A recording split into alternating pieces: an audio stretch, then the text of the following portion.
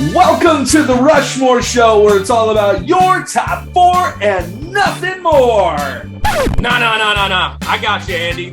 It's welcome to the Rushmore Show, where it's all about your top four and nothing more. No, guys. Let me show you how it's done. Welcome to the Rushmore Show, where it's all about your top four and nothing more.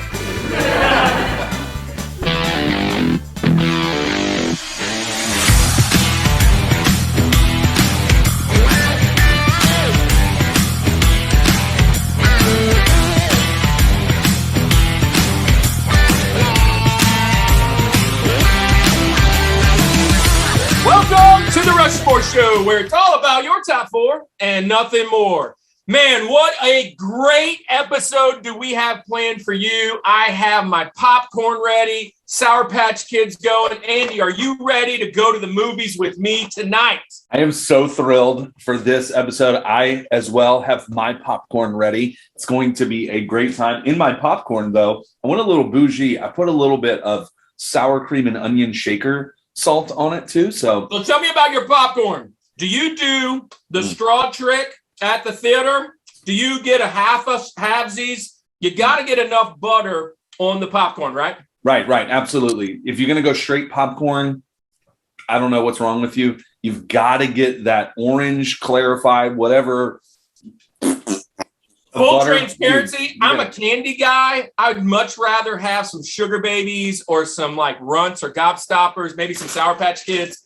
But man, I am all about the movie theater and I love good movies. And man, this week we are going to jump in to talking about a reboot. Now, it's a Stephen King reboot. It's Firestarter. It's one of the best things that's happening this week because, look, they expended everything they had last week with Doctor Strange and the Multiverse of Madness. Man, I haven't at the recording time of this episode, I haven't got to see it yet, but I am hearing great things about it. And man, you guys out there in the Rushmore community are killing that episode. It is flying out the roof. It is probably our best performing episode ever. And thank you to Dallas and Celeste for coming on board. It was a great time. But that was last week. And this is this week. So we're going to jump into the Rushmore of reboots. But look, you know how we do it around here at the Rushmore Show. We have been bringing on some friends, and I brought on a great friend this week. Most of you guys know what I do. I do homeless ministry, and we have a big outreach. And at that outreach, I have a lot of amazing volunteers. And some of those volunteers I have a lot in common with. And this man, back when Spider-Man was happening, we started talking online and realized that we really love love geeky things. And welcome my friend Kaab, the Canadian, to the show. We've gone multicultural. Woo! Yeah, our first Canadian. Oh, Canada. Kaab, dude, tell me a little bit about you. Tell me about your fandom of movies. Why would we have you on the Rushmore Show? Welcome to the show. Oh, thanks for having me, guys. Hey, do you have your popcorn? Yes, I'm excited to be here. Got my popcorn. There we go. Iced coffee. Let's go to the movies. You know, I'm ready to go. I'm ready to go here. I love movies. I love geeky things, like you said. I love going to the theater, watching anything. Got that AMC the stub pass, and I'm excited to talk about our favorite or top four reboots this episode.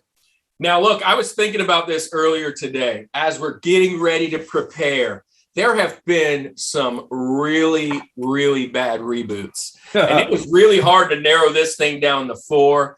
You know, first one that pops to my mind was Superman Returns. It was, oh my goodness, it was not great. Brandon Routh really got busted his chops on that one.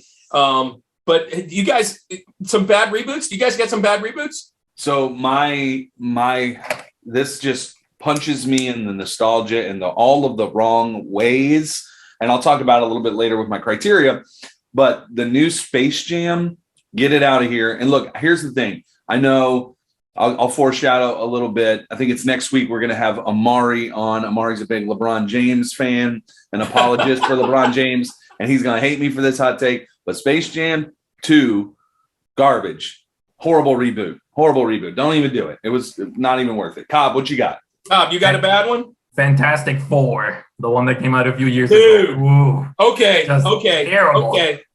They really dropped the ball on that one. They really dropped the ball. How about the new Ghostbusters? Oh no, didn't like it. I haven't seen it. Well, they had the one with the girl, and then they also had the next one. But there are some really bad ones out there. Some are just kind of like entertaining, but most of them are not going to make a Rushmore unless we do bottom shelf stuff. So, all right, guys, it is at the moment of time. Let's go to the theaters and check out our top 4 reboots.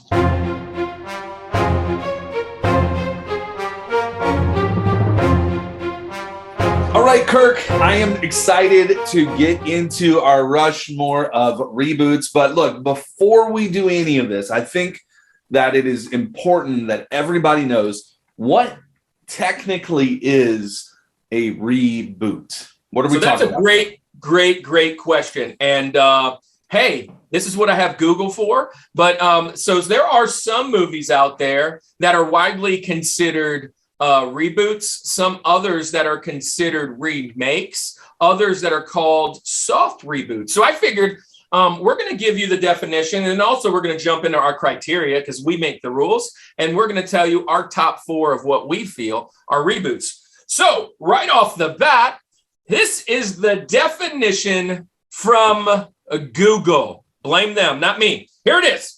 In serial fiction, the term reboot or requel signifies a new start to an established fictional universe, work, or series. A reboot discards continuity to recreate its characters, plot lines, and backstory from the beginning. It has been described as a way to rebrand or restart an entertainment universe that has already been established. A reboot that retains degree of continuity with previous works is known as a soft reboot.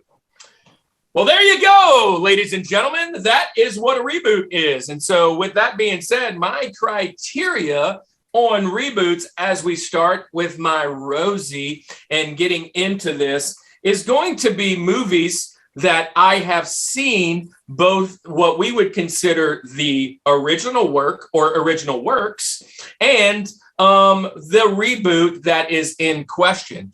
With that being said, my particular reboot doesn't necessarily have to be the best of them. It just has to be a really good rendition going on from the original. It also has to be a movie that I would like to rewatch, because if it's not, then I probably don't think it's very good anyways. So with that being said, my very, very first reboot that I'm going to go out on a limb is I've got the original work here for you. And, Disney did about, I don't know, they're probably on like 20 now, maybe 21 remakes or reboots of their own properties. A bunch of cartoons that they used to do, and now they've done them as live action. And I decided to pick what I figured was the very, very best of those to be my Rosie. And the original work is right here, The Jungle Book. Nice. Got the original book, got The Jungle Book, the movie. But I'm going to jump in and say The Jungle Book. This movie was fantastic. Aladdin's great. Beauty and the Beast is great. Maleficent has a great spin on it. I just really feel this movie took the live action to another level. I think the CGI in it is amazing. Idris Elba is absolutely phenomenal in the movie. They have really great storytelling, and I just really love that movie. Also, when I go back to the nostalgia, Jungle Book, up until the Aladdin Lion King time frame, was probably my favorite Disney movie as a little boy. And I loved the Disney Hour, where you could watch DuckTales and Darkwing Duck, and of course, Tailspin. And so Baloo was a part of that. I love Jungle Book. It's one of my favorites. There have been, from what I understand, this is from Google as well, 30 plus remakes of this story. And so this one here, I think, does a phenomenal justice. And actually, it's been redone since the Disney version as well. It's on Netflix, and it ain't too bad either. But I'm going to go number 4, My Rosie, The Jungle Book. What do you think about that, guys? Great pick. Man, you pretty much said all that we can say about it. The 2 words that I will say about it that are echoing what you said already, Idris Elba. Love that guy. If you put him in a movie, he should be 007. Anyway, Awesome. Kaab, what you think about Jungle Book? It's great. Jon Favreau can't go wrong. I Yes. love this. I forgot to say, that is one of the best parts of this movie. How many franchises can Jon Favreau save? That's an interesting topic. Is there something he can't save? Like, what is too? If Jungle Book, Spider-Man. I mean, what do we give him? Like, Care Bears? Like, what does he do with Care? Like, I don't know. I mean, PCU, man. Gutter is a tool. Love that movie. Underrated. Anyway, that's not what we're talking about today. So great movie, though. Great movie. All right, Andy, it is now your turn. It is your turn to give us your criteria and your number 4, your Rosie of reboots. How hard was this one for you? This was very difficult, and my own criteria is what made it difficult. Let me give you my criteria. Number 1, I had to have seen the original, or at least one of the originals, right? And the reboot that I'm talking about. So I had to have seen both of them to make the fair assessment. Obviously, you've seen the reboots. I've seen a lot of reboots, but I'm not much of a consistent movie watcher, I guess is one way to say it. I am a very you consistently watch the same movies. Right. Yeah, I watch the same movie 1,000 times. I'm a very repetitive movie watcher to an extent where it really bothers my wife because I just wind up quoting the entire movie and she gets really aggravated. Anyway, so I had to have seen both, or an original and the one that I'm talking about. And then I had to think that the reboots that I'm talking about elevated or was maybe even better, or I hold it a little bit higher than said original, right? And that's 1-2 punch. That's what I got for my criteria. So that's it. Now, for my Rosie, let me give you a little bit here. We've talked about some superheroes last week. We didn't quite get into this superhero, although next week, I almost guarantee you he's going to be a triple Rushmore, but that's just me foreshadowing. This movie in particular, more so than the movie, I'm talking about rebooting a franchise, rebooting a style of movie, and what this thing did for just movies in general. It's crazy to think, right? It's crazy to think how it's changed movies. And the movie that I'm talking about, 2005, Batman Begins. So if you go and look, I mentioned this, I think I mentioned it before, but we're talking about Batman movies with George Clooney and Val Kilmer and some of these older ones, Michael Keaton, all right, who really played up the comic-y side of things that I enjoyed. I think it's great. I like it for what it is. I think it's first of all, if people argue that a comic book movie is too comic-y, that just doesn't even make sense. Like it's based off a comic. Why is that? Hot take. Right? Hot take. But anyway, stay tuned to next week. We have the Hot Take King coming on. Yeah. But I do like what Batman Begins did for this genre, right?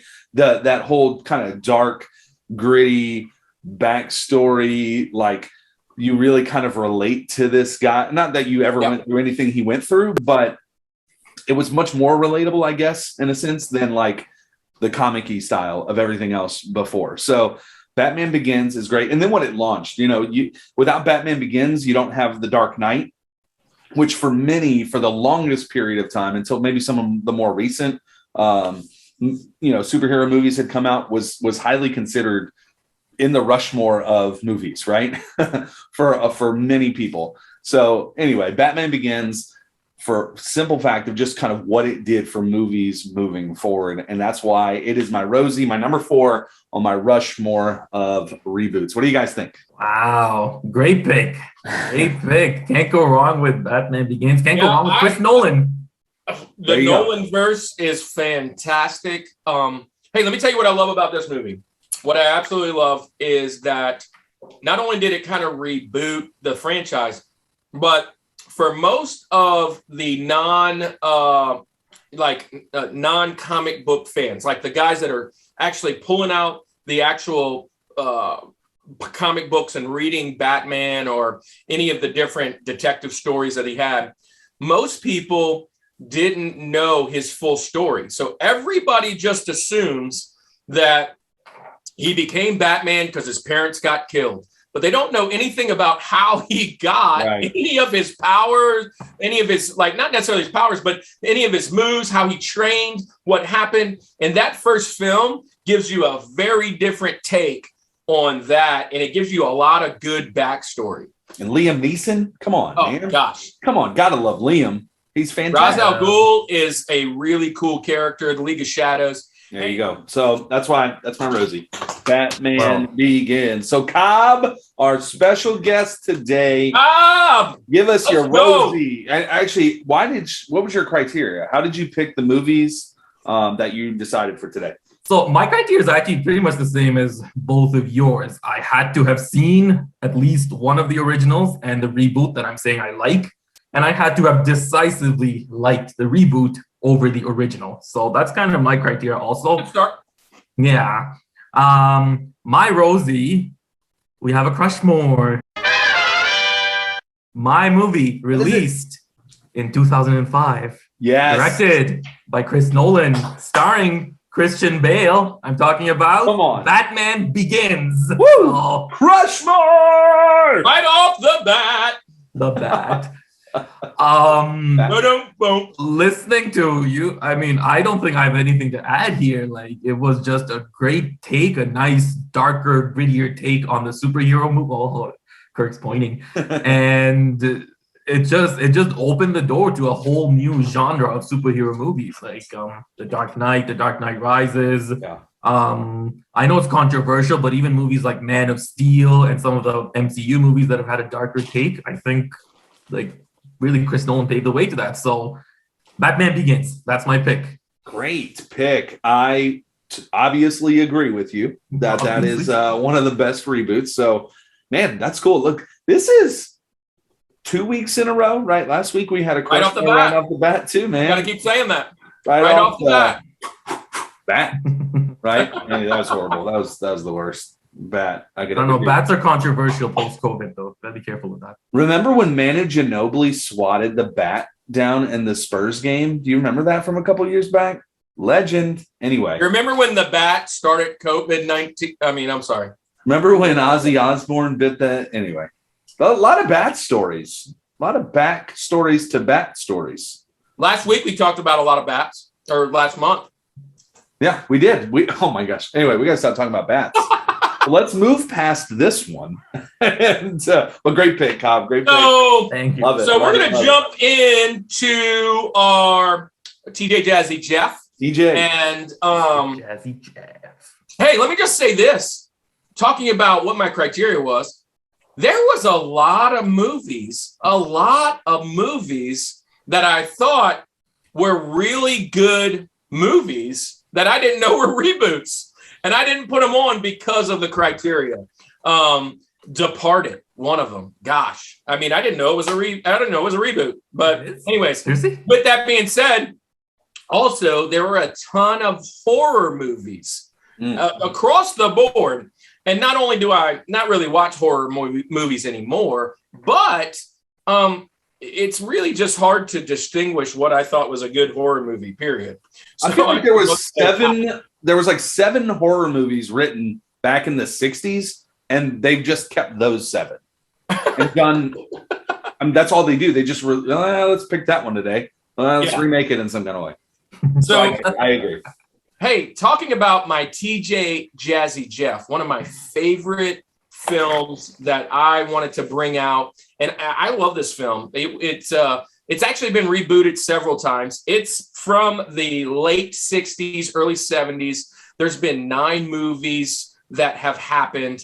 The original was even made for TV, 14 episodes, I think it was. And then 2001, Mark Wahlberg was in a Tim Burton reboot of this. And then now it has been redone by Rupert Wyatt, Planet of the Apes. And this is one of Cannon's favorite monkeys. Thought I had to have him and show him off. But man, Planet of the Apes. Now, this movie, for many reasons, is one of my favorite. It might make my trilogies later on. I'm actually weighing it out. But bold move. Yeah, bold move. There are a lot of really good trilogies, by the way. So check out that. Batman Begins probably makes that too. Man, Batman might show up 3 times in a row. But Lord of the Rings. But Lord of the Rings. Yeah. So look. So here it is. Planet of the Apes goes with Caesar. Caesar is he's a chimpanzee or a monkey, and he is getting medically tested on for Alzheimer's, if I remember correctly. James Franco is in this, but the best character of this is Andy Serkis. And Andy Serkis has been in Lord of the Rings. He's been in so many other movies where he's like the CGI guy. He's very rarely ever seen as an actual person.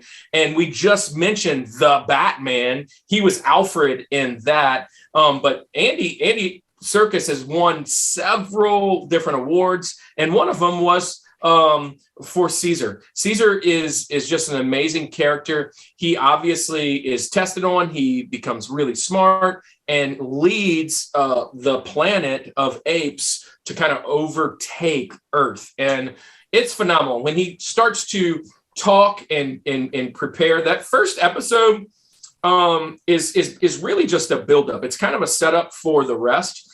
I really love the second one tremendously, but that first one sets it up. And I love this. I love these movies. If you haven't seen them, I recommend them. It's great. It's a great weekend. Check them out.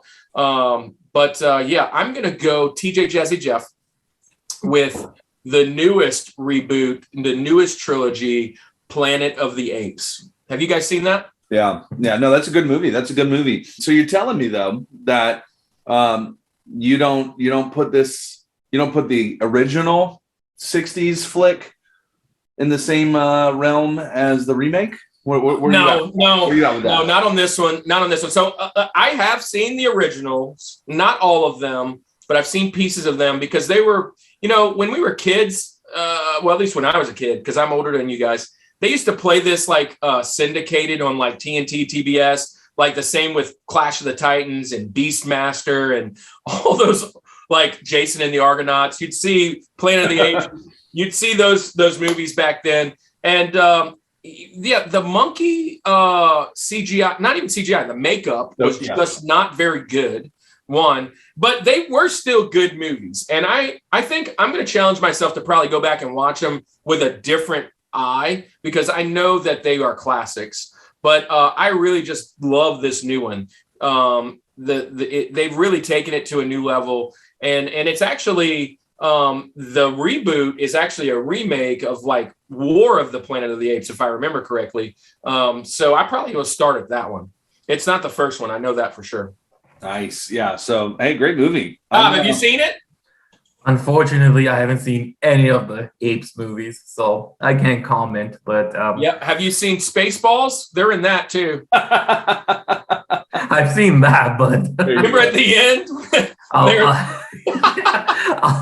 I'll add it to my homework list. Watch Planet of the Apes. Is Spaceballs a reboot of Star Wars?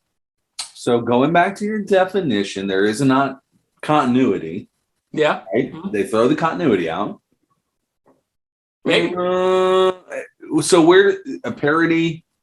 It's probably a parody. That doesn't play into, something to be forgotten about. Although if you said it, I wouldn't disagree with you. I'm fine with it.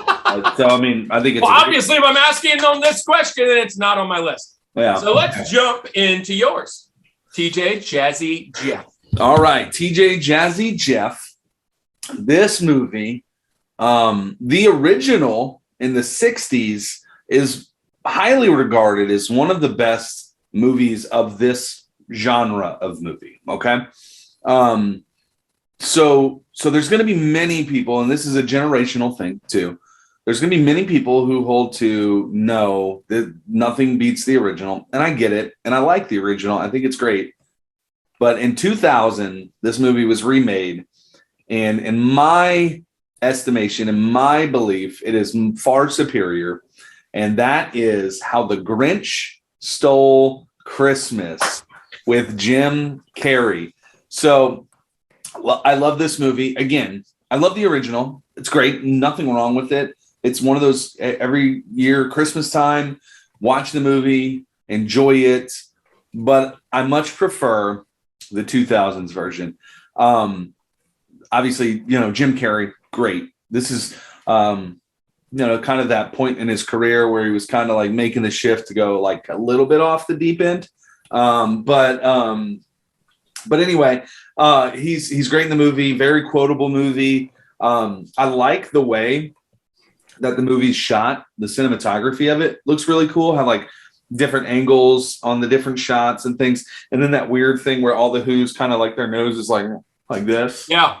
Well, that's You put the tape on your nose and you put it up here and you look just like one of the Who's. And yeah, so Ron Howard directed it. So just a great notable director there. So not much more I can say about it other than, look, it's a classic Christmas one. Look, they've also remade it since this one. I was just going to ask you, how do you feel about the newest one? I thought it was good too. The CGI version. I think all three of them, you can't go wrong with either of them. However, my pick out of the three is the one I'm talking about. So it's Christmas morning.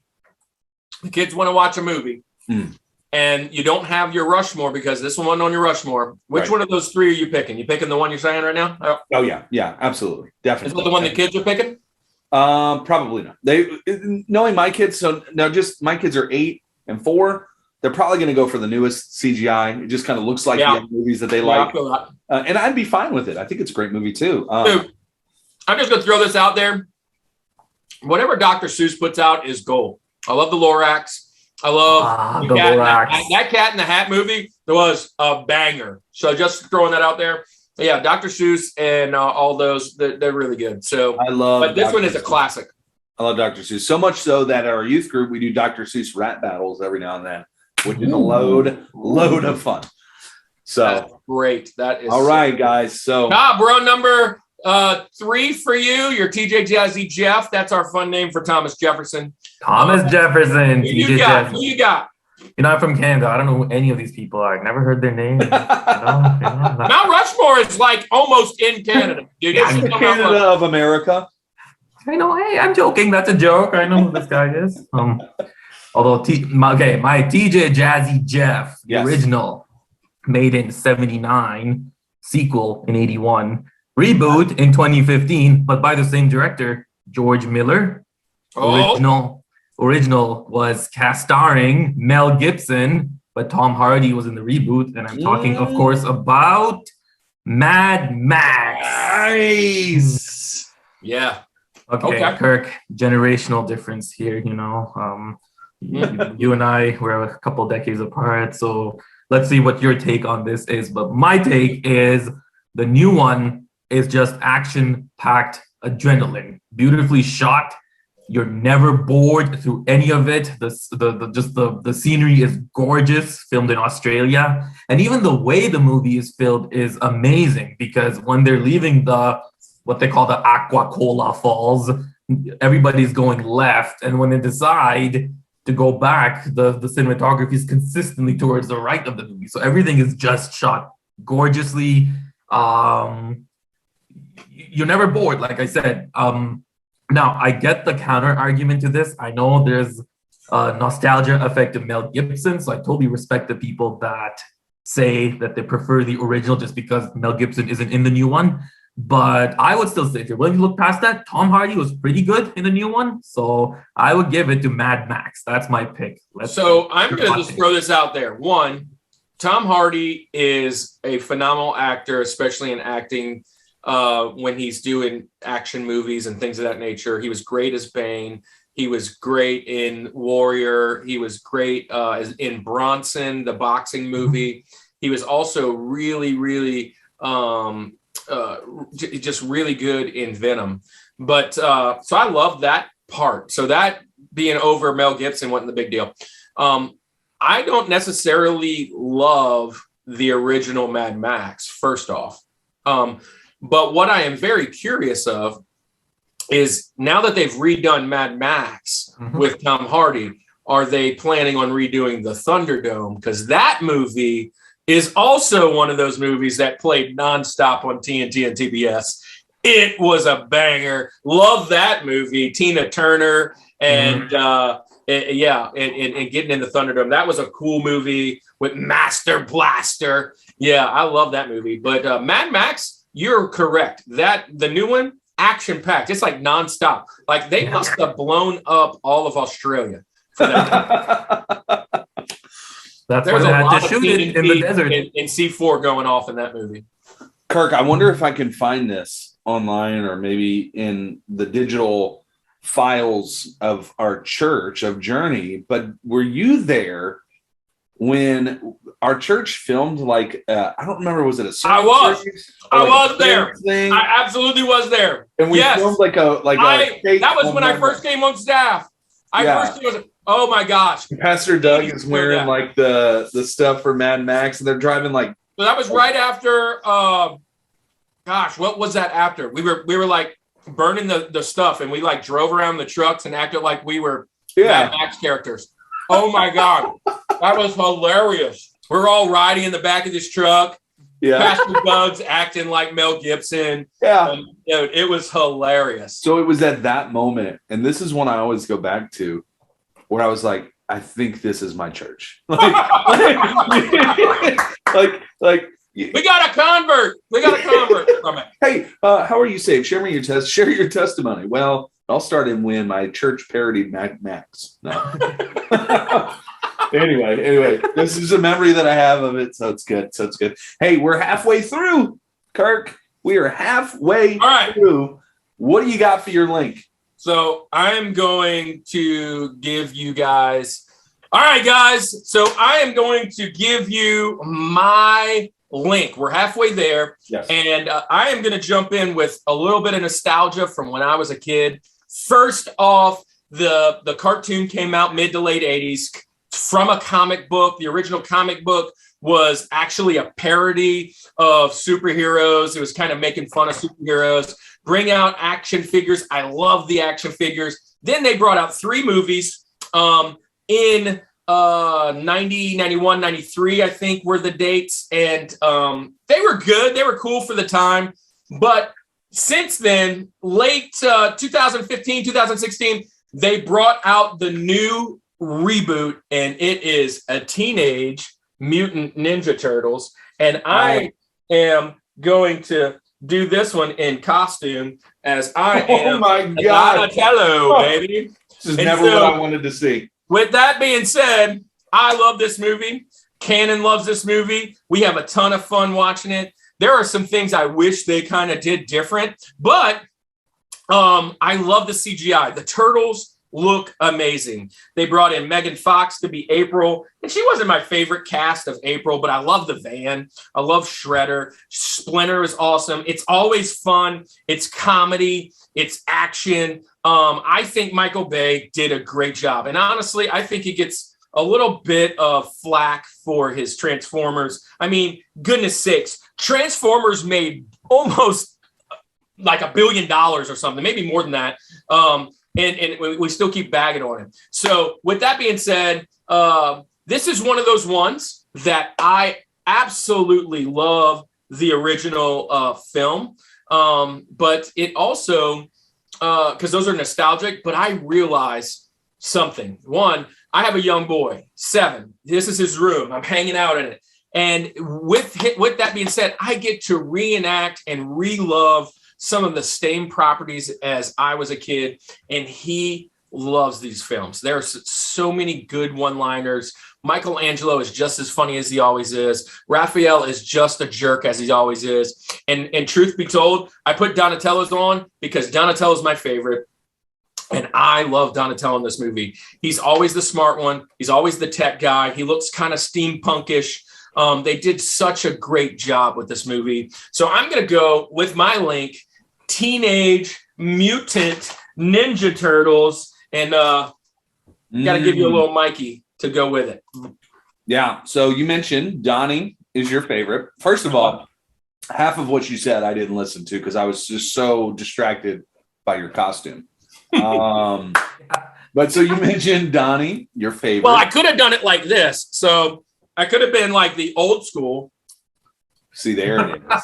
There it is. I like that the beard is also coming out too, which makes them like middle-aged Ninja Turtles. But so you mentioned Donnie is your favorite. Two things. Number one, be honest. Was Donnie one of your favorites because of Don Mattingly, or did that have something to do with it? Maybe even subconsciously. That's a good assumption, but yeah, I don't love all Dons. Donald Duck isn't my favorite. I mean, Don Corleone, and I don't know what other Donnies are there out there, but Donnie from Donnie Wahlberg. Donnie Wahlberg. Donnie Wahlberg. Yeah, not my favorite. Donnie's my favorite because I felt he was the nerdiest and the geekiest, and I always felt that was kind of who I was. You know, there's all these, like, it's trendy to do these like personality tests and different things. Tells a lot about you. Their Enneagram, INFJ, whatever that. Don't tell me about your Enneagram. Tell me about who your Ninja Turtle is. I know much more about a person based on their favorite Ninja Turtle, and you've told me all I need to know. Who's your favorite Power Ranger? You know about my favorite Power Ranger?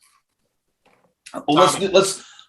Yeah, Tommy. Tommy's got to be. But my favorite Ninja Turtle, mine, Team Mikey. You got to be Michelangelo. He's a party dude, right? Anyway, so. Michelangelo is a party dude. Michelangelo, love the guy. What about Ninja Turtle? Where do you stand, Ninja Turtle? Michelangelo. Yes. You and I are so alike here, Andy. I didn't know a Canadian and a Louisianan could be. So here's the thing. So connected. Got the connection. One thing I know is not one person have I ever met said my favorite is Leo. Oh, that's right. Yeah. Yeah. Because you avoid them.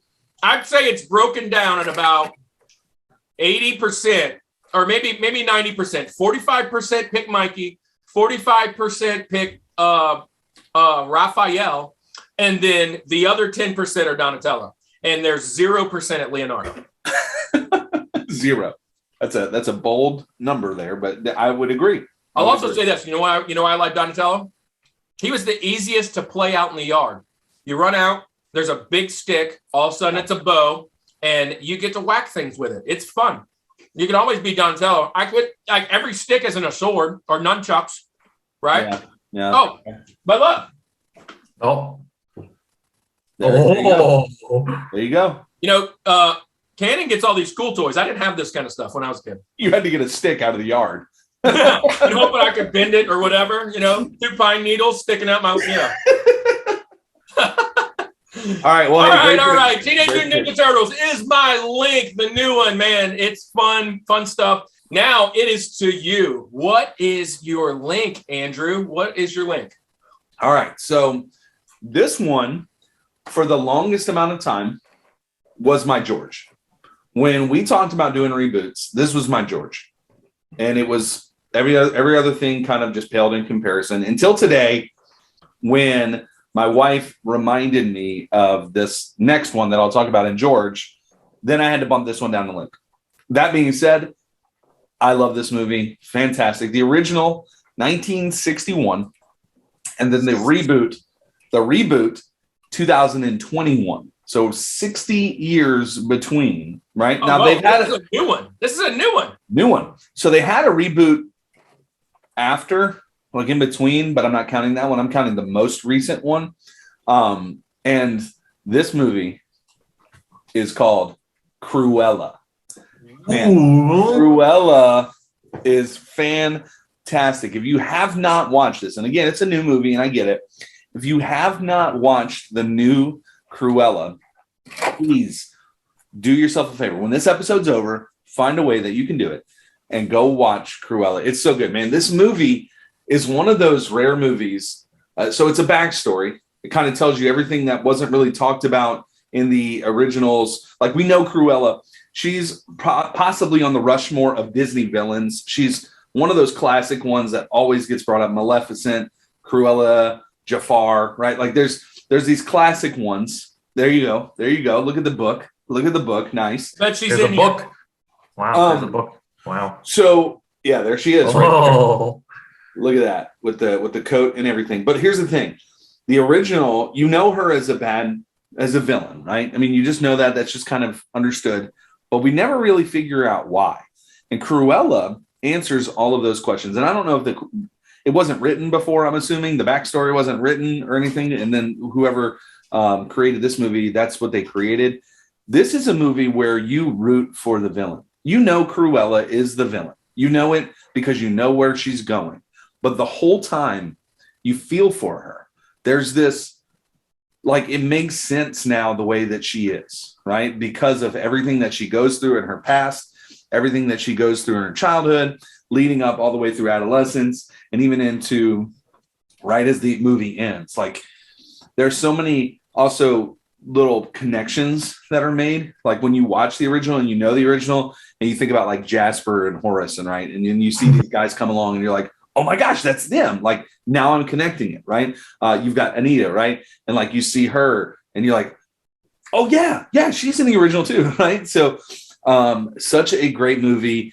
Really cool, just looking movie. One of my favorite scenes in the movie, Emma Stone plays Cruella. She has like this punk rock fashion show in the middle, and she's always trying to one up this other fashion star in the area too, and she always gets the upper hand. But it's really dark. It is a Disney movie. My kids watched it for about 10 minutes and then went back to the room, and I was just glued to the TV because it's so good. Let me say this about Disney real quick. You mentioned earlier they've done Aladdin, they've done Lion King, they've done Mulan. You know, you did Jungle Book, right? They did Dumbo, right? I mean, they have all of these remakes. Lady and the Tramp. Right. They have all of these reboots that have happened. Lion King. Many of the reboots are good. They're really good. I'll say that. They're great. But my problem with those ones is that those movies in particular, Aladdin, Mulan, Lion King, let's just say those three, they came out when my nostalgia was being formed. And I have such a fondness and connection to those movies that when they were remade, I was like, man, those are really good. But the original is better. All right. This movie, Cruella, I've seen 101 Dalmatians. I've seen those, right? But again, they were a little bit, I say a little bit, way bit before my time, right? 1961, like I mentioned, where I wasn't as connected to it. So that's why this one was able to make it. I could talk about this movie forever. But Cruella is my link. Great reboot. What do you guys think? Have you guys seen the remake? I know it's a recent one. It's a new one. So I haven't seen it. I've seen it. How do you feel about it? Oh, I feel great. I agree with everything Andy said.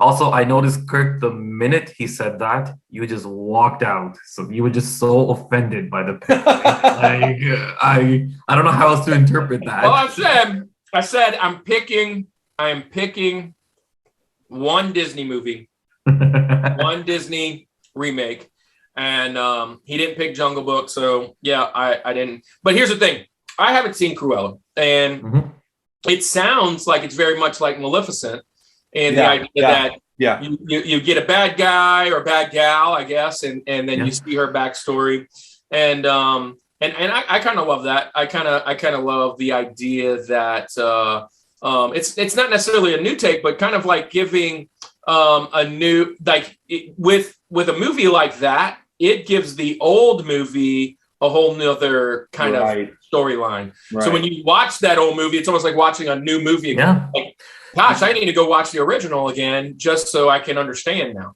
Yeah. You kind of felt sorry for her in this one, which I never thought I would. So it was, Cruella is never, like, if somebody says who is the worst villains in Disney lore, I never put Cruella there. No. But when I see her, I have so much disdain. I don't like her. Yeah. But she's not the one that immediately is like pops in my head when you talk about bad, villains in you're thinking of Scar, right? Or Jafar, or That's because what's that? That's because Scar and Jafar actually did bad things. You never really see Ursula. Cruella. Yeah, you never see Cruella actually doing. She had the intention to, but she never actually did her bad. Thank goodness, because she really wanted to she was trying to skin puppies and stuff. That was crazy. Well, you should watch the remake. You should watch the reboot, or not remake, but the reboot, the backstory. Absolutely watch it. I'm going to put it on my feed. I'm going to have to check that one out. Awesome. All right, so there it is. Kaab, let's go to your link. Your number 2 on your Rushmore of reboots. What you got for us today? My number 2, my link. We follow a similar thought process here, Andy. I picked this because I also like the fact that the reboot gave us a nice backstory on the main character. Not the villain, but the main character. And I'm talking about Charlie and the Chocolate Factory. Nice. Oh, okay. Nice pick. Now, the original was great. I still love watching it. Okay. I love Gene Wilder's acting in it. It's awesome. The storyline is great, but he almost feels one-dimensional in that movie. He's kind of like this, what's the word? This sort of like patriarchal figure to Charlie, and that's the end of it. I've actually read the book as a kid, and the Willy Wonka in the book resembled Johnny Depp's Willy Wonka far more. Kind of like this half man, but half boy, kind of like a goofy guy. Kind of a mentor to Charlie, but definitely not a father figure because he's incapable of it. So I really like the fact that Johnny Depp brought that to life, number 1. And number 2, even though his backstory wasn't in the book, I really like the fact that they added that whole spiel about his father was a strict dentist, didn't let him have any candy growing up. So that's kind of what spurred his So was that not in the book? That was not in the book at all. Oh, that's cool. Yeah, but I like the fact that, that's what spurred his passion eventually to become the world's best chocolate maker and candy maker. So for that, I would give it to Charlie and the Chocolate Factory, the new one. Nice. So I have not seen. Well, let me take that back. I may have seen it. I don't remember seeing the remake. Let me just say that. So maybe I didn't, but I guess I can't speak much on it, but I know that classic, the original, that is so good, man. Oh, it is. It is so good. So look, I want to watch it if I haven't watched it yet. And if you think if it adds to that, I mean, I think that's fantastic. That's awesome. So my thing with this movie is one, I really love the original Charlie. It's very nostalgic for me. His grandpa was a great character. Just Gene Wilder. I've always been fascinated with his movies: Young Frankenstein, Blazing Saddles, Stir Crazy, and the list goes on. I really do like Gene Wilder a lot. Rest in peace. He just passed a couple years back. And but I really love in this new one, I do love Johnny Depp. And I'll just say this. Johnny Depp is a spoiler alert. He's probably my George of actors. If we ever do that, he's definitely on the mountain. I mean, we can even skip to that. He's definitely on the mountain. And the reason being for me is a lot of people say Johnny only plays one character, right? In every film, whether it's Edward Scissorhands or Charlie in the Chocolate Factory, Willy Wonka, or the Mad Hatter, or freaking Pirates of the Caribbean. What's that? Jack Sparrow. Yeah, Jack Sparrow, Pirates of the Caribbean. Whether he's all the same character. And my defense, I'd say, potentially, but I don't think anybody else can play those characters. Those characters are Johnny Depp, and I think it takes a special person. Matter of fact, he's so weird. He's so crazy. Right now, his defamation or his thing going on. And he is just a strange bird. That dude is strange, but I love his acting. Secret Window. Look, you want to say he plays the same stuff in every movie? Go watch Secret Window. That is one of the craziest like thrillers you'll ever watch. It's just nuts. Or Public Enemies, same thing. What's that? Public Enemies. It's one of his lesser. Dude, yeah. He plays like a gangster. Exactly. What about Nightmare on Elm Street? Wow, that was his first film, wasn't it? Yeah, there you go. What about what's the CGI movie where he's the gecko? What was that? Rango. Well, how about this one? I got a good one. Fear and Loathing in Las Vegas. Oh, the bats. We're back to the Right bats off the again. bats. No, get out of here again. All right. Hey, yeah, great pick. I had to bring it back. There. We are at the top of the mountain, the George. We are here.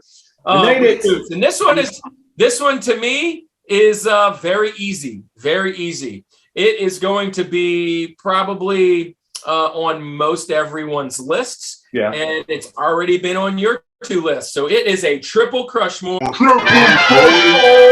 Oh my God. Batman Begins, baby. Let's go. So I got Batman Begins as my my George, man. And it is by far the best reboot I could possibly do. I can't wear this. This is canon. It's way too small for me. It's suffocating the life out of me. I'll just put it up here like this. So Batman Begins, the Nolanverse. We talked about almost everything possible. I really wanted to jump in and share some other stuff, but I knew it was coming down to me to be the George. This is what I love about this movie. One, I already brought it up with the very first episode, the very first installment of this trilogy brings in Ra's al Ghul, and it brings in the League of Shadows, Scarecrow. I never knew Scarecrow could be so cool. I remember in the Batman animated series, he was always just kind of like an extra, bit, and it was like, yeah, he's okay. But he was pretty cool in that movie. But this brings on 2 of my favorite film villains ever. 2 of my favorite film villains ever. It started that. So we get the Heath Ledger Joker and the Tom Hardy Bane. Those 2 were just amazing. And the Nolanverse is what DC is kind of struggled with. Nolan didn't follow those same rules that almost all the other DC movies are doing. It kind of followed more of the theme of what Marvel does. And it made you feel that Batman was actually possible. Bane was possible. The Joker was possible. Anything's possible! Now I'll also say this. I love the original installments. I love the original Batman with Michael Keaton. I love Batman Forever with Poison Ivy and all of those characters. Jim Carrey as the Riddler. We kind of talked about that. I even liked George Clooney with his crazy outfit, and there's just a little bit of nostalgia that has Arnold Schwarzenegger as Mr. Freeze, although it was really cheesy. But that was how Batman was kind of filmed originally. It was all cheesy. If you look back to the Adam West days, I loved all that. But this changed the way we looked at superhero movies. This changed the way that it wasn't just for kids. It wasn't just a comic book. It was actual things that we could even, as adults, we can even dream to be, right? Like there is an actual possibility to be a crime fighter like Bruce Wayne. And although, we're smart enough to know that it wouldn't happen, but the idea is you just got into these films. They are so good. It's by far the best. And actually, I was shocked that both of you guys had it so far down your list, because there are barely any reboots worth chatting about. But this started to me, it didn't even reboot Batman so much, but it rebooted superheroes. And I am a big superhero fan.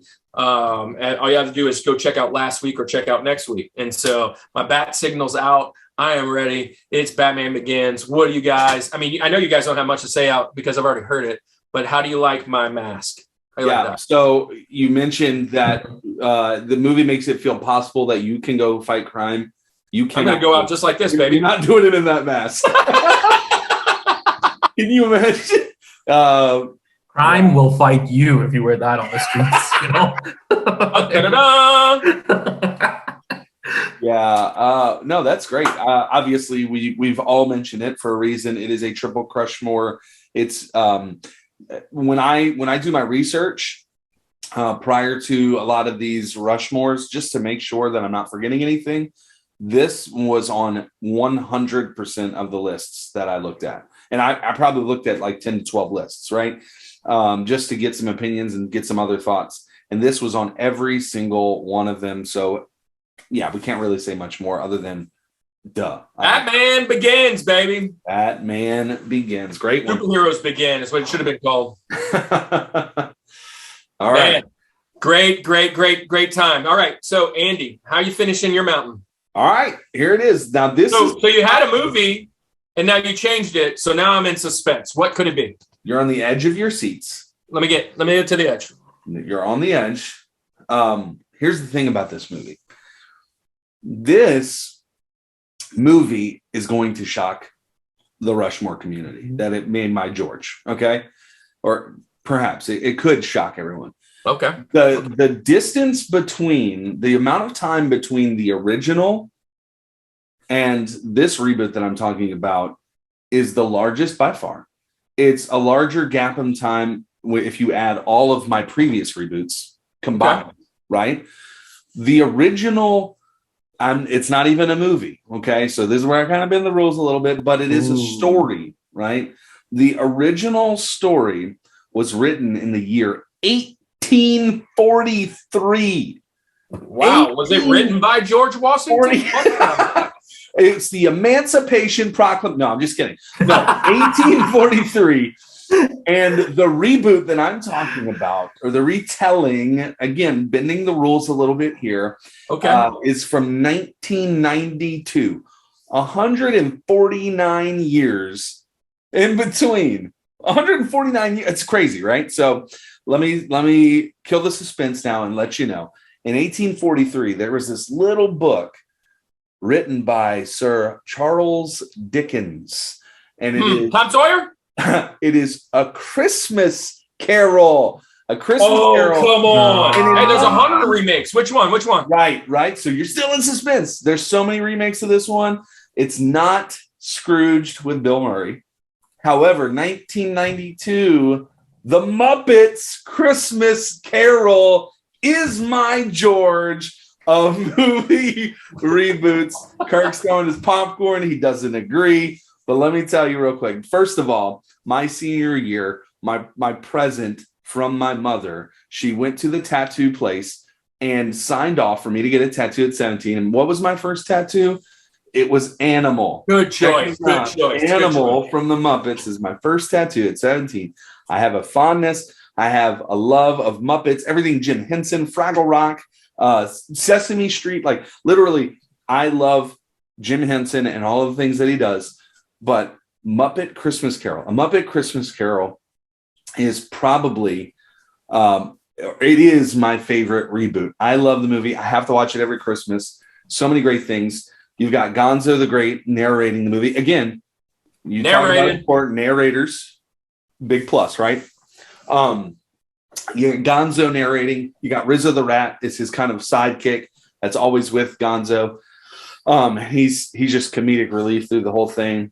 Frank Rizzo. Here's the thing about Muppet Christmas Carol. The Christmas Carol story is a heart. It pulls at your heartstrings, right? You got Tiny Tim and God blesses everyone, right? Like you've got this just great story and just this, warming of the heart, learning what giving and what generosity and all that is from Scrooge. Scrooge is played by Michael Caine. So love that. Also, Alfred. Who's also in Batman Begins. There you go. So boom, boom. But Michael Caine plays that.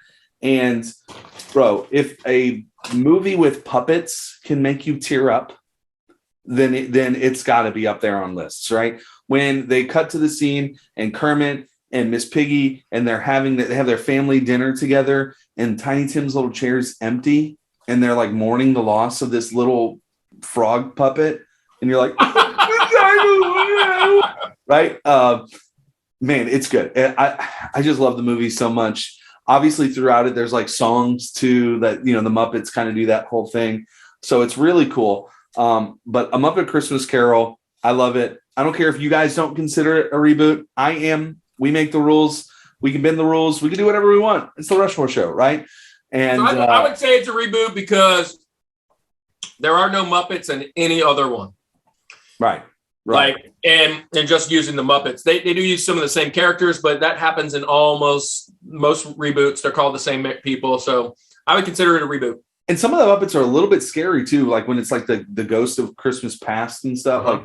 Like that gets pretty intense, right? Some of the dark stuff, some of those guys that are kind of like hanging out in the alleyways and stuff with like the hair, whatever, like they're a little creepy. So I love it. I love Jim Henson, like I said before. And A Muppet Christmas Carol is my George, my shocker on my list of reboots. What are your thoughts? So, Kaab, you're from Canada. You're by way of what, Pakistan or something? By way of Pakistan. Do you guys even celebrate Christmas over there? These two Christmas movies. No, they don't celebrate Christmas there, but I know these movies. Come on, don't give me but I know you're saved now. You're hanging out with us, so you love Christmas movies. Yeah, and it's telling two of my 50% of my reboots. So here's the thing. Let me just throw this out there. It is a great movie. I do love the Muppets. I do love Muppet movies. I love Sesame Street. I love Jim Henson. I love Jim Henson's the game show where he was, we kind of chatted about that. I do love that Dark Crystal. I love everything Jim Henson. Mm-hmm. But what I will say about this, it's not the best Christmas story movie for me. Okay. So I would actually put 2, maybe 3 other Christmas story movies ahead of that one. Can't do it. Especially the new one that's kind of filmed like Polar Express. It was really good. The other one I would go with Mickey's Christmas. I would go with that one because you get Scrooge McDuck and Tiny Tim's the little mouse. But would you put Scrooged with Bill Murray above it? So I think I loved Scrooge a lot more when I was younger, when I probably shouldn't have been watching it. I love Bill Murray. Yeah. But I don't know that it ages well. Okay. But yeah, I do love that movie. I do love it. Great choice. And it's not surprising that you picked this because we have talked over the last, we've been doing this for almost 4 months. We are in episode now, 18, 19? And this was a conversation for a year before. And Muppets have come up several times in our Rushmores of something. Mm-hmm. So it doesn't surprise me. There you go.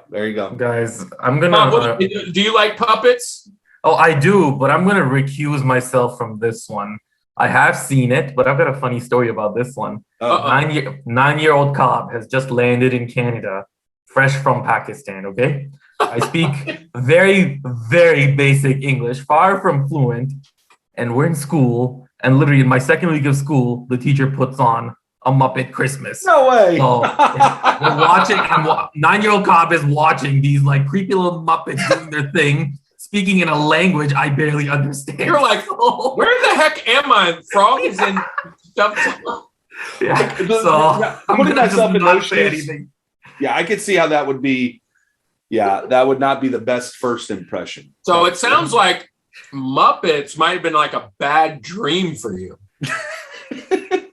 Everything was a bad dream. I came from southern Pakistan, so the coldest it ever gets is 80 degrees, the coldest, and I land in Canada where the warmest it ever gets is 80 degrees. So, wow. A little bit of an adjustment. So culture shock, and then they throw Muppets in it too, which just throws you for a loop. Exactly. All right. Well, I'm sorry to bring back any suppressed memories, but no, it's all good. Let's go ahead and go to your George Kaab. What are you going to do to finish off your mountain? Okay. I also bent the rules just a little bit in the reboot category. All good. My George. I picked Spider-Man as my George. Ooh.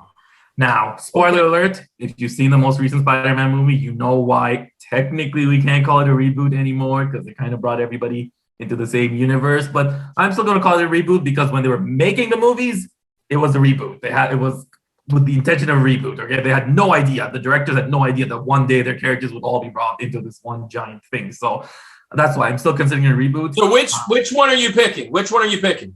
So it's actually interesting. I've actually liked each reboot over the previous one. So I like the Amazing Spider-Man over the original trilogy, but I love the trilogy, the original one. And I loved the MCU Spider-Man, so Tom Holland Spider-Man over the previous two. So I feel like they've just gotten better every time. So how do you feel about Sam Raimi doing the next film? Yeah, I'm so excited. I'm so glad they brought him back. I feel like he deserves a shot at it. Yeah, it's just like I picked it because I get it. Sam Raimi, Tobey Maguire, it was their first crack at it, so a lot to learn. But what they managed to do was awesome. So then the Amazing Spider-Man just kind of brought the cinematic element into it better. Just the Spider-Man stunts that he does, the effects, the combination of the villains, and all that. Not necessarily the best Peter Parker, if you ask me. I don't think Andrew Garfield pulls the best Peter Parker, but he pulls a great Spider-Man, in my opinion.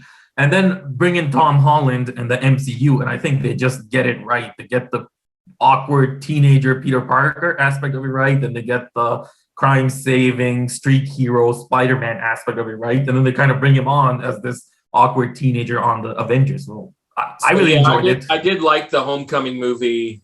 Mm-hmm.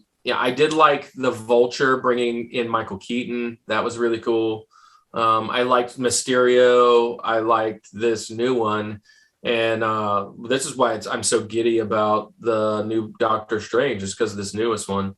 But with that being said, I had this as my George. It was definitely there. And then as I was doing my criteria, and part of it was continuity and things like that, I just felt I had to take it out just by my own rules. And I kind of figured one of you guys were going to do it. I actually thought both of y'all were going to do it. But another movie very similar to that I eliminated was Star Trek, because in the very first one, the reboot with Chris Pine, and they actually show how Captain Kirk became in Star Trek. They actually have Leonard Nimoy in there, and once they brought him in, I was like, well, I guess this is in the same continuity, so this is kind of a prequel more so than a reboot, and that's kind of why I did the definition in the beginning. So it's more like a soft reboot, I guess. But yeah, what do you think about? Did you see Spider-Man?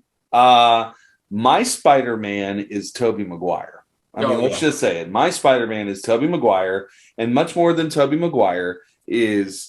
This is, I think, the third time I've said it on the Rushmore Show, is Chad Kroeger and Josie Scott singing Hero on the rooftop. Right?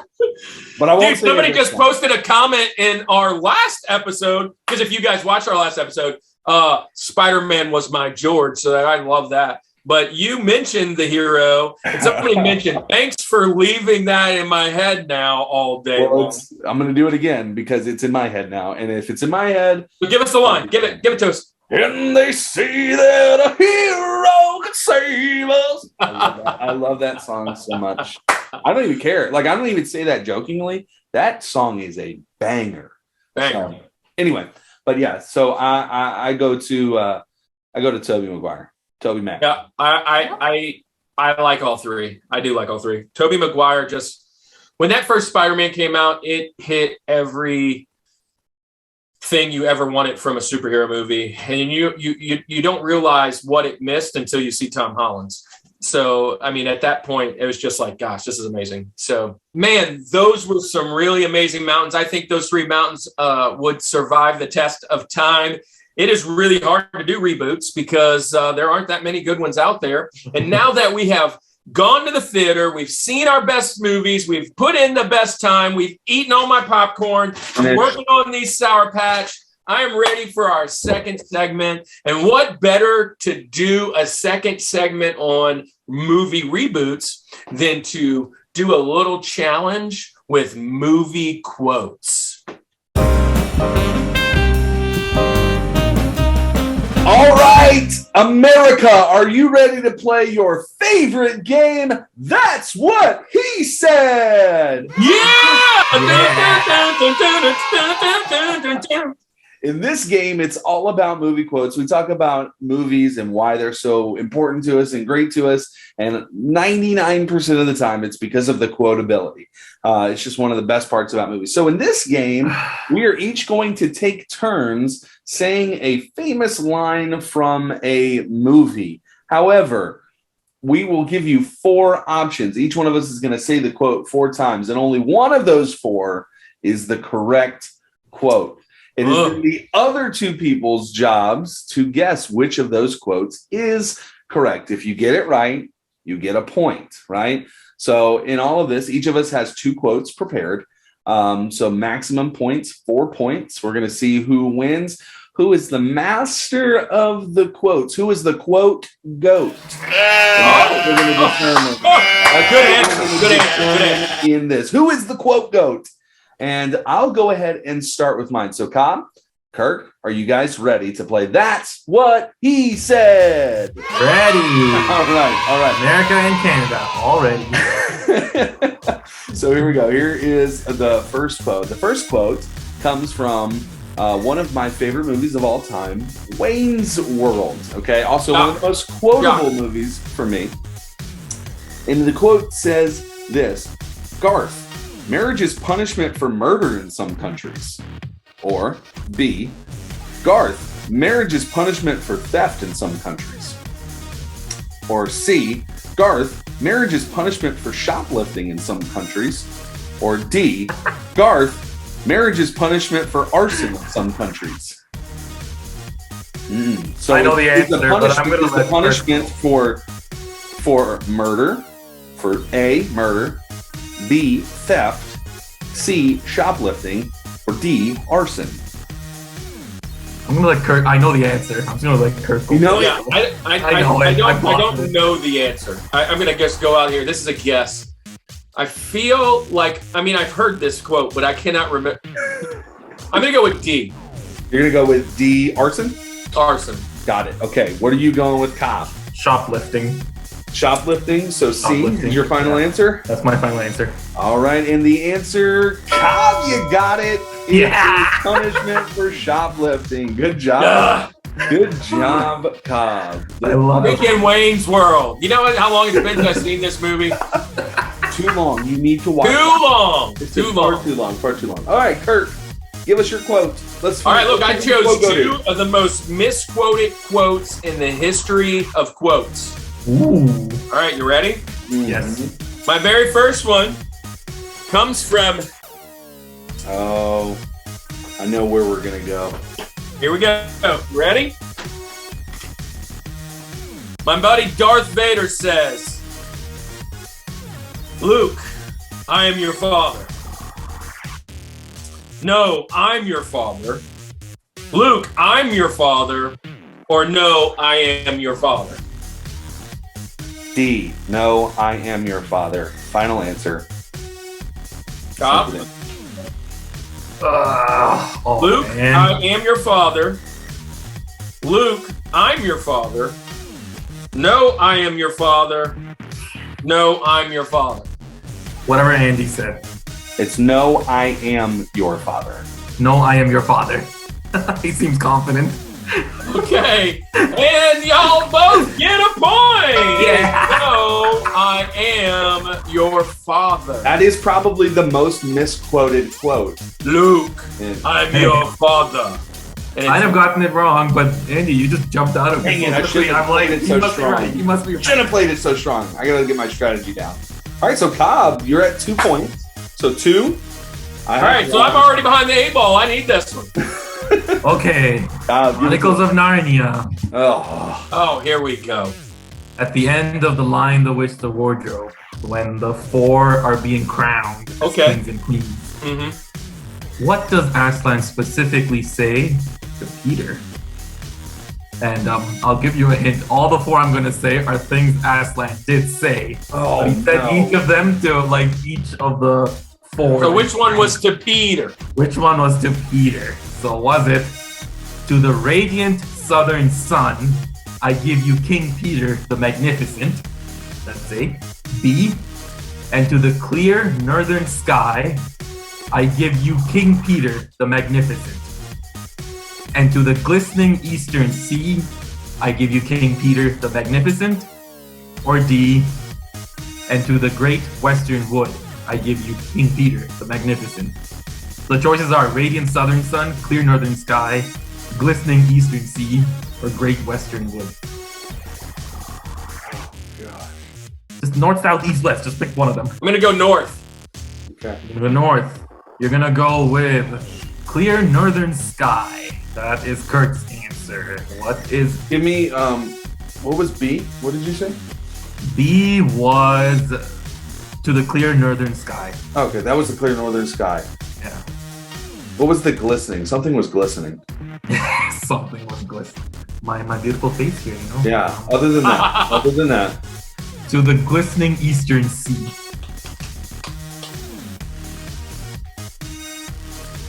Give me that. I mean, I don't know what I'm debating in my head right now. I have no idea. I threw people off. 25% shot at this one. Okay. Andy says glistening. Kirk says northern. Kirk, you get the point. It's to the great northern sky. Or sorry, to the clear northern sky, but you know. I was just going north. I thought north might be the number one, where the king would be, where the most, yeah, whatever. But they're all kind of kings and queens, so I was like, okay. I was going with a choice. That was my only thinking there. All right, so it's 1-1-1. 1-1-2. I've got 2. No pressure. No I've got pressure. 2, right? Yeah, Oh yeah, All right. 1-1-2. 1-1-2. All right, so here we go. We're gonna go to my second most quotable movie of all time, and I am going to go from the cinematic classic known as Anchorman. Ron Burgundy. Here we go. Burgundy. Here goes. His favorite man alive. Here's your Will here's your Ferrell. thought. Chad Smith. Here's your thing. There are so many quotes that I could have pulled from this movie, but I'm going to do this one. And I'm just going to see. I feel like this is an easy one, but I want to see where you guys think. I haven't seen this movie in a while either. Okay, here it is. They've done studies, 60% of the time, it works every time. Is A. B. They've done studies, 50% of the time, it works all the time. I knew you were going to do that. C. They've done studies, 80% of the time it works every time. And then D. They've done studies, 50% of the time it works every time. So our choices are 50, 60, 80, and 50. But the two 50s are every time or all of the time.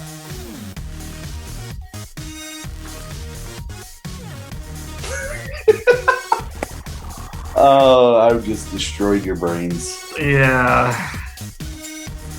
It's not even a Ron Burgundy quote.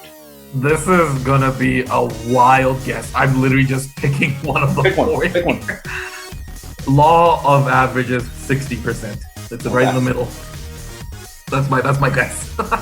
Go for it. Yeah. Final answer, 60%. Locking it in. Okay, so it's 60 or 80, and those two are both every time? Every time. And then there's two 50s. One is every and all of the time. Oh. I don't like how you did that.